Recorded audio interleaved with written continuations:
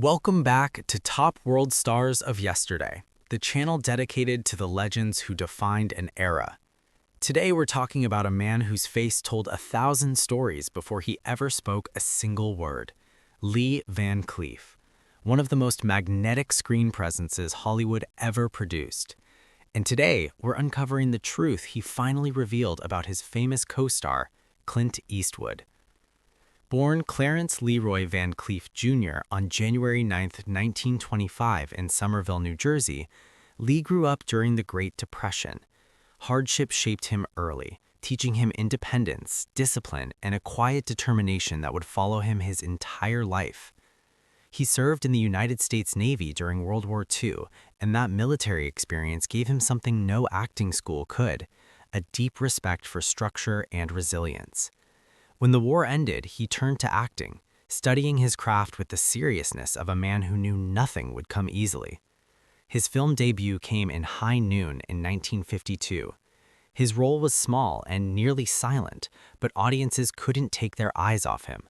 Hollywood noticed too, though not always in the right way. His sharp features and piercing eyes kept him locked in villain and henchman roles throughout the 1950s. Then, in 1958, a serious car accident nearly ended everything. For a while, it seemed Hollywood had moved on without him, but Lee Van Cleef was not a man who quit. When American cinema closed its doors, Italy opened its. Director Sergio Leone cast him as Colonel Douglas Mortimer and For a Few Dollars More in 1965, and everything changed overnight. This wasn't a one-dimensional villain.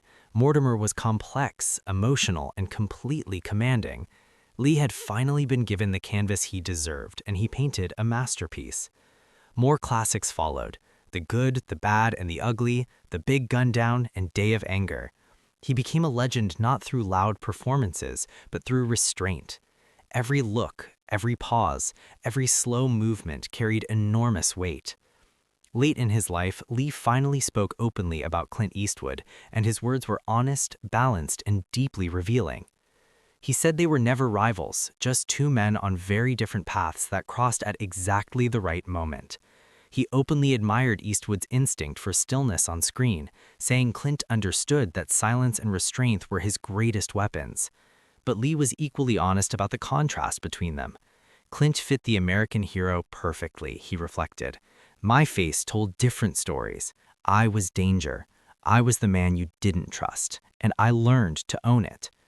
He rejected any idea that Eastwood overshadowed him. Without that contrast between them, their greatest films simply wouldn't have worked. He credited Eastwood's professionalism and said there was never any hostility between them, only mutual respect. And perhaps his most powerful reflection? Clint became a legend in front of the camera and then behind it. I became a legend in a different way. People remember my eyes, my walk, my silence. That's a kind of immortality, too. Behind the screen, Lee's personal life was equally complex. 3 marriages, financial struggles during his early career, and long separations due to work took their toll. It wasn't until his 3rd marriage to Barbara Havolone in 1976 that he finally found lasting stability and companionship. Barbara stood by him through his declining health and his final years, remaining at his side until the very end. Despite serious heart disease and eventually throat cancer, Lee Van Cleef never stopped working. A pacemaker kept him going through the 1980s, but on December 16, 1989, he suffered a fatal heart attack at his home in California. He was laid to rest at Forest Lawn Memorial Park in the Hollywood Hills, and etched on his grave marker are 3 simple words: Best of the Bad. A perfect tribute to a man who took roles others dismissed and turned them into art. Lee Van Cleef never chased the spotlight. He earned his place in cinema history through discipline, persistence, and an unforgettable screen presence that time has never dimmed. He wasn't the hero. He didn't need to be. He was something far more interesting. If you enjoyed today's story, give this video a like. Drop your favorite Lee Van Cleef film in the comments, and subscribe to Top World Stars of Yesterday, where the legends of classic Hollywood never truly fade.